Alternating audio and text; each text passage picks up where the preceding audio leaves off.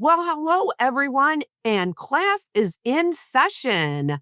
I'm here today with Ray. We'll do a couple introductions here in just a second, but we are here to teach you on today's lesson on pharmacy benefit managers or PBMs. This is in conjunction with our AiArthritis Knowledge is Empowerment patient led public policy education and action program.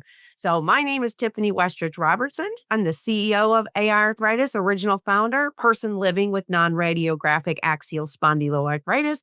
And I'm very happy to be one of the teachers today, joined by Ray. Hey, Ray. Hi, Tiff. So my name is Ray Padnott. I'm the project manager on the Knowledge is Empowerment project here at Arthritis, and that requires me to help with the uh, Knowledge is Empowerment patient-led video library and other projects here, such as some classroom teaching. I'm a person living with psoriatic arthritis myself, so I really understand the issues that autoimmune patients have to deal with. All righty. So, today's lesson is sponsored by our project sponsors. So we want to give a shout out. We could not do what we do without the support of our sponsors. So we do thank you for allowing us to be able to create patient-led resources to help instill education about these important topics that influence access to treatments. The class participation, there was a QR code here. There, you can learn more about the project on this project page. You can download a glossary that will always be adding to as well. So if you hear something today and it's not on the glossary, send us an email, let us know for sure. We also can learn how to find more videos, our video library, learn more about the other classrooms, sign up for field trips. What? We have field trips. So, and also learn how to submit your stories and ask us questions. So we're going to jump right in. Here are the 5 steps to our lecture. I use that term loosely today. And we're going to start with what are PBMs. And I'm going to let Ray lead us off. So PBM stands for Pharmacy Benefit Manager. These are the organizations. You're usually a for-profit organization here in the U.S. Health system where we have a lot of private healthcare. A big chunk of our healthcare pharmacy benefit is done through the government, but many groups here get it through their employers. So for many patients, and these are groups that administer those benefits. And So we say PBMs for short. So that's what that means. They make a list of approved drugs they will cover. This is what we call the formulary. And this determines if you can access a drug, and how much it's going to cost you out of pocket, if there's out of pocket costs. So they have a lot of power over what kind of medications you can receive and under what circumstances you can receive them. Do you have to try the drugs first? And that opens up many other topics that we have videos on in classrooms on that you can check out at the Knowledge is Empowerment main page, which Tiffany just spoke about. So these coverage decisions are based primarily not on how safe the drug is, how long the drug's been approved, how inexpensive the drug is, what the out-of-pocket costs might be to the patient. None of that. It's kind of secretive how they choose these particular drugs, but what we do know is they generally tend to choose the one that's most profitable to the PBM because they are a for-profit business. So this is concerning a little bit. First, we're going to get into more about that. But the thing to know is that these are very powerful organizations. The top 3 control about 80% of the market. And I think the top 5 control upwards of 90%. So it's they have a lot of power, and this is something that there's a lot of concerns about, both in the patient community and in the physician community, even in the pharmacist community. There's concerns, and drug manufacturers, just many groups are concerned about the level of power that the PBMs have. And from the patient perspective, it can be very frustrating when your doctor, you've found the right drug for you. Finally, maybe tried a few different things that worked to varying degrees or didn't work. And now you've got it. And then the PBM says, you don't get that one. You get this other one that we get the better deal on. So that's kind of the concern. And if you follow that QR code there, you can hear me talk about that in a different way. And maybe I think it's a few minutes longer. So more detail. All right. Thanks, Ray. So, yeah, I mean, I've heard a lot about PBMs, pharmacy benefit managers, over the years. And I think that as a patient, the most important thing for me when I think about it is really that power that you're talking about, Ray, in particular, that they really are making the decisions. And we'll cover this a little bit on the next slides, which are why should I care?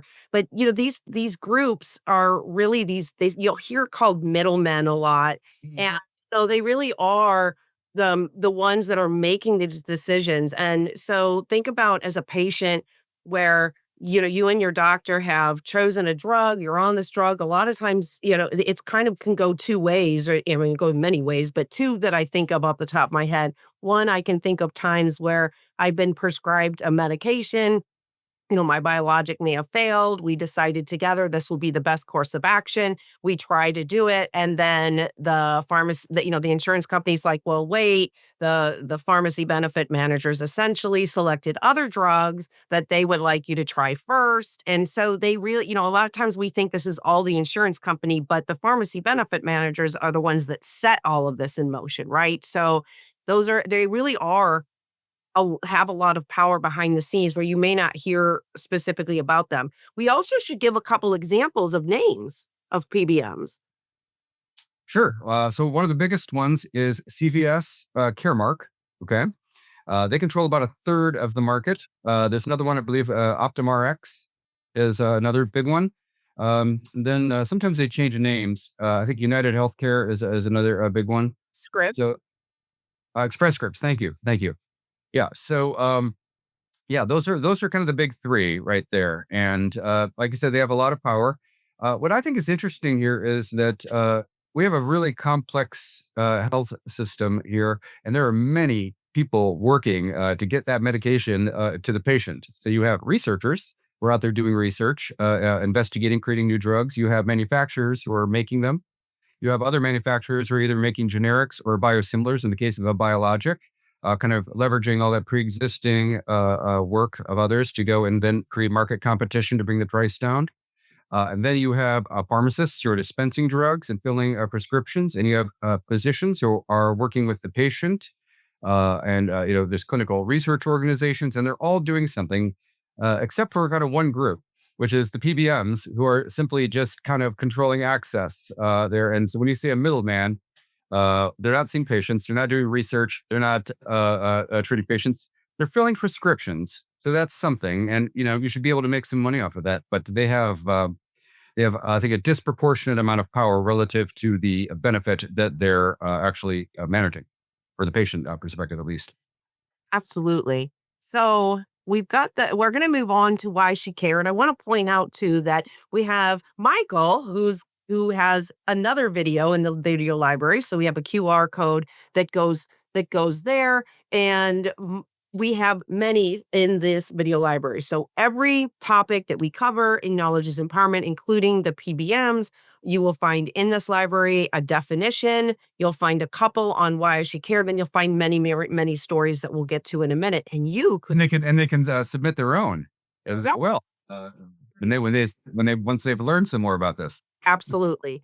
So we talked a little bit about this already, but essentially, I think that the main points for patients on a very basic level is that the savings that get trickled down through these negotiations of what ends up being on your formulary or your preferred drug list, Mhm. the savings may not be reaching you. They may be stuck at the PBM level.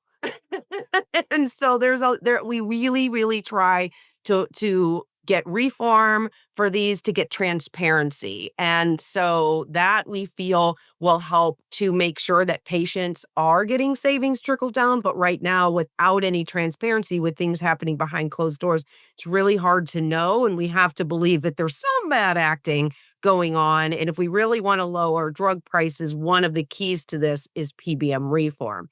So um, we said this before too, important. They really ultimately choose our prescriptions, not our doctors. So I given the example before of needing to switch medications, but what if you're already on a medication? And that's happened too, where the formulary gets switched. There's these, every year, new negotiations happen. And then all of a sudden you're told we no longer carry this drug, or we put it on a higher tier, or, a higher uh, position in our formulary, in our drug list. And we need you to first do a trial and fail of something else before we will let you have access to this. Or you can keep access to it, but you just have to pay more. So that's also part of how this all ties into pharmacy benefit managers as well. Did you have anything to add on that in particular, Ray? Absolutely. And to build on what you said, I think it's very important to understand what's really happening in these negotiations with the manufacturers. So you have a high price drug, and the PBM will negotiate that price down. Hey, that's great, right? We can save all this money to our health system. Where does that savings go? Well, it's a for-profit corporation, so it goes to the shareholders generally. Now, the PBMs will say, "Oh, we're passing this along in the form of lower insurance premiums and larger savings." But this is kind of hard to quantify. And as Tiffany said, there's really not much transparency. So these are things that people are looking into, and we'll talk a little bit more about that in a bit. But the other big issue here is, I have friends who are physicians, and I'm sure you do too, Tiffany, who say, "Are they practicing medicine without a license? Because we figured out what works for the patient." And then they say, "This is something, no, no, no, no, no. We're not going to cover that one. You can prescribe it, but we won't cover it." And the patient's got to pay some ridiculous list price out of pocket, which I can't afford that. So these are some of the concerns that really affect both physicians and patients about this. And then I encourage anybody watching this video to watch our videos about biosimilars and non-medical switching, where you can see that you have a stable patient and they're switched to a drug that is safe and effective, but maybe not quite just the best drug for you. And people have all kinds of problems, on occasion when they're getting switched unnecessarily or inappropriately. And this can create any number of problems. Most of the time, not a problem, but on many cases, every body is different. So Correct. I Correct. encourage people to watch those videos as well. Correct. All right. So we're just going to talk a little bit more, and then we're going to move on to some story sharing, which is what we're kind of starting right here, and then how you can get more involved and learn more.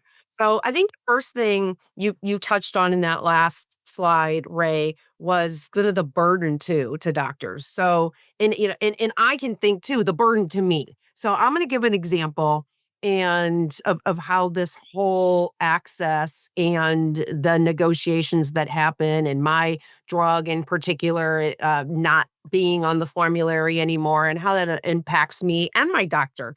So that happened again. It always seems to happen for me the first of the year. And there's this pre-authorization who has to go through. They say we need you to essentially prove that you need access to this. And then what ends up happening is the doctor has to appeal, and then they have to staff their staff to do all of these appeals. It takes them so long. And then nobody's communicating. So I'll be waiting for some information and nothing happens. So I call my specialty pharmacy, which in my case, it's CVS specialty pharmacy. And Me too. oh, well, we're waiting for something on your doctor. So then I call the doctor and they're like, well, I'm waiting for something from the specialty pharmacy. And it's almost like a built-in delay, because I really think that part of this is they also think some people will just give up. Oh yeah, they actually have And that. that really saves money. It's called a walkaway rate, Tiffany, and it can be very high. Depends, on the disease state and which kind of condition you're talking about, which medication, which PBM. But yeah, it's a well known phenomenon, the walkaway rate. And so, are they doing that on purpose by design to go and save a few bucks? I can't say. There's no transparency, so who knows?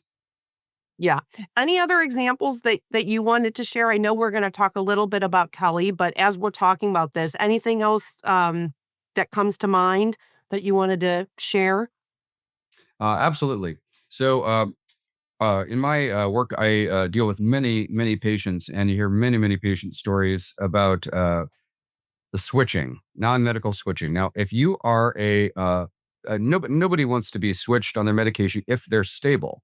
The only time we should ever have to relitigate this, Tiffany, and you and I've been in the same situation many times with our drugs that we're on, and you should only have to relitigate and refight this if you're not stable. Okay, you should be grandfathered in, and they just say, okay, you know what? For a new start, if a new diagnosis, we can put you on this. This is the preferred drug. This is what we're going to start you on, and that's great. It's a safe, effective drug, or it wouldn't have been approved. The problem is when you and I are stable on a drug, and now let's say this stops working for you. Okay, now that's where they should go and say, all right, we're going to start you out on the preferred drug. Okay, but they shouldn't switch me because I'm stable. All right, this is very disruptive to all of us, and I think we both had this happen to us before, and that's just not right.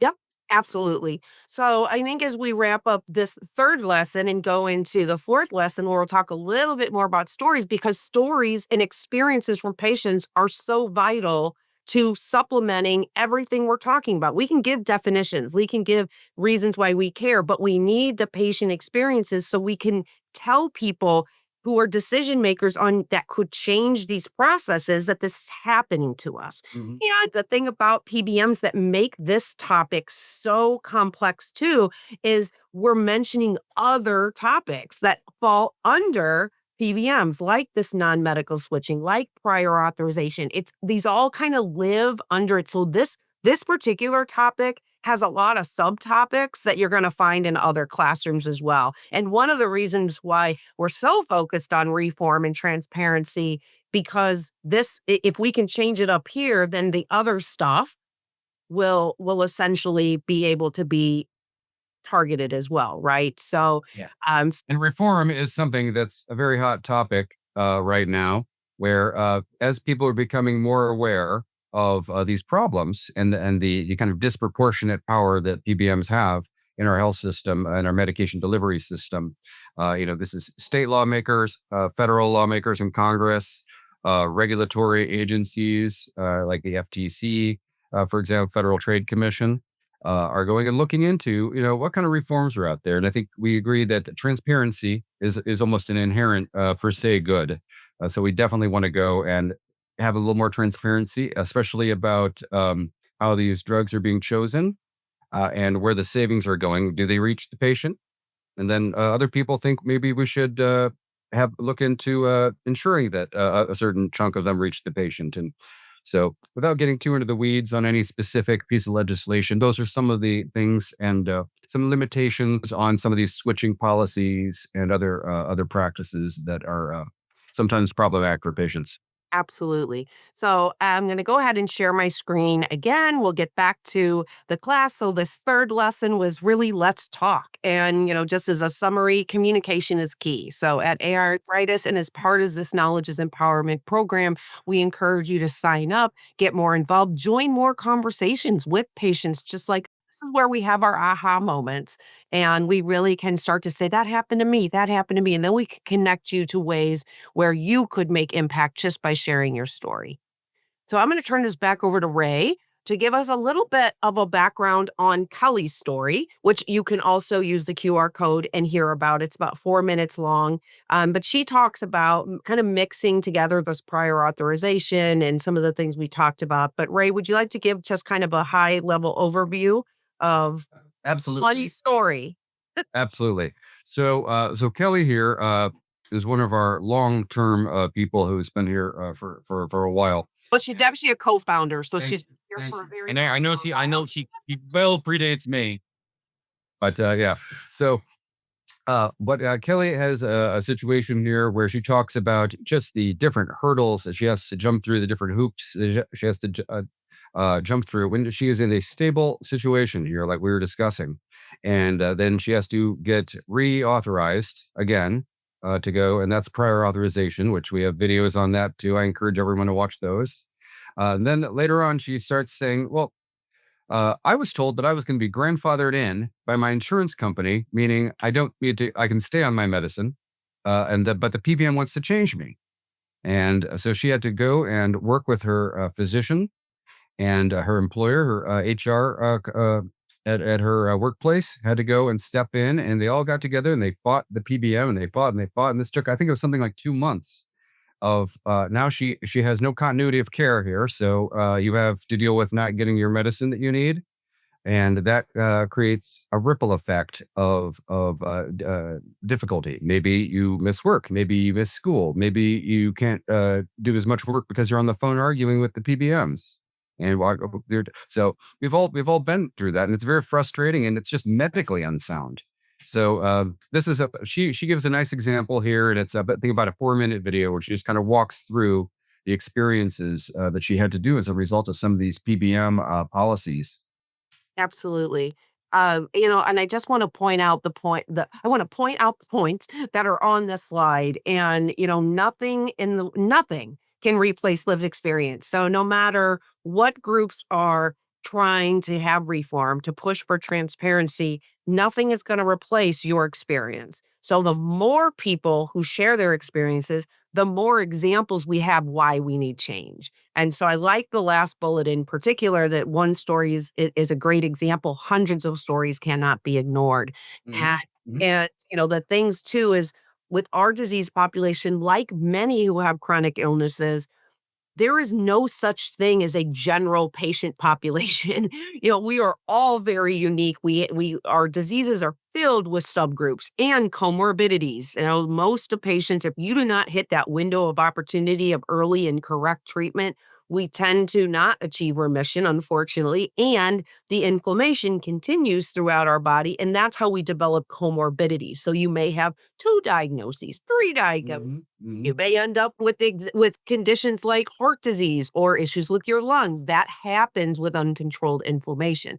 And so because of that, we become even more and more and more unique. And if we're and but the PBMs and the insurance companies and the healthcare system, they operate on a general population, which means you have this diagnosis, we have this drug, you should just use this drug. I mean, in the simplest of terms. So, us talking and explaining why that's not okay is really going to be vital for change. I'd like I to add one thing onto that. I have a colleague and who is a gastroenterologist, and he said something one time that I found very moving, and I use it in examples like this all the time. He said, treatment solutions, treatment plans are not one size fits all. They simply aren't. Okay. When you are making a policy, whether that's at the governmental level or at a private insurer level, you are dealing with kind of this average of all the different problems, and you're kind of aiming at the middle. Well, yeah, that's important when you're making a big policy to kind of think about what's best for most people. But you always need to balance that with patient specific factors that can override that. So any policy, whether that's a PBM policy or a Medicare policy, always needs to have exceptions so that there's some flexibility there, so that the individual patient response is always respected and accounted for. Absolutely. Great, great, great example. So as we wrap this up, last lesson today is the action plan. So we talked about sharing stories. There's many ways that you can get involved. One way is to listen to your friends, listen to your peers on social media or just in conversations. Are they complaining about any of these issues? I bet you they are. And that you heard today, let them know about this program. Let them know we have ways to capture their voices and utilize those examples to get change, to make sure that we have the access that we need. Send in your PBM story. Let us know if you'd like to be part of a video or do a short, we have a short step therapy video, but you could do that too. We forgot to edit it. That's okay. We have the step therapy on there, but you can submit your to our rant program. So we have you go to our website and then click on, the rant, and you can submit that way. You can also, again, sign up for the Knowledge is Empowerment program on the Knowledge is Empowerment page, and we'll contact you with more information on how to get involved. Last but not least, quiz. What class is complete without having a quiz? It's okay. It's an easy quiz. So quiz yourself by the end of this webinar or class. We're really hoping that the lessons that you've learned, you can answer these. So yes or no. I feel I could briefly say what a PBM is or what they are. If so, give yourself a check mark. I feel I can provide at least one example why PBMs may not be good for me. Yes or no, give yourself another check mark. Lastly, I feel if I heard someone else sharing a story about PBMs or things associated with what we talked about today, I'd be able to say, huh, I think that's a PBM issue. Well, then you'd send them to AiArthritis. So what'd you get? I bet you got 100% or pretty close. So this is just quizzing yourself to see what you've learned from this 101. What is a PBM? Why should I care? And the importance of sharing your story. Make sure you get involved. Again, we keep giving you the QR code because we really want you to sign up. Don't Mhm. forget, class does not stop just because this webinar today, this classroom stopped. There are more classes. There are field trips. There's an example. That's me with giving a behind the scenes video. I'm also there with that's at CMS, the Centers for Medicare and Medicaid Services, and then below that's me with our Anna from Arthritis Foundation. And so if we're out and about, we bring you with us so that you can learn what we learn. And that is part of these elevated experiences. And that's it. We are wrapping up class. We forget. We wanted to put a bell in here. We keep forgetting to put a bell in. But oh well, that's We'll fix it in post. well, thanks, Ray, for co hosting this with me today. We wish you all the best. And please come hang out with us and let's learn more together. What do you say, Ray? Thanks for having me. All right. Talk to you all later. Thank you. Bye bye.